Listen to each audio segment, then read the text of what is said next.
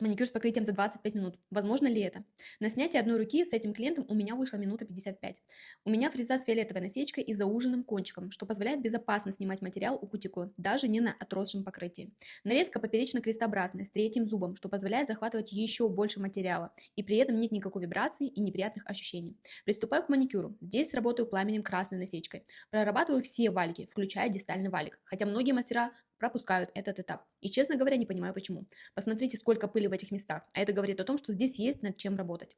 Фрезы беру на ВБ. Они мне нравятся, что они не так быстро нагреваются, благодаря алмазным зернам, которые дополнены мелкими керамическими жемчужинами.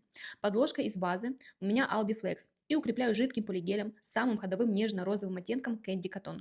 Далее все по стандарту. Топ, убираю длину под ноль и опиливаю изнанку. И вот такой нежный красивый результат у нас получается. Артикулы оставлю в описании.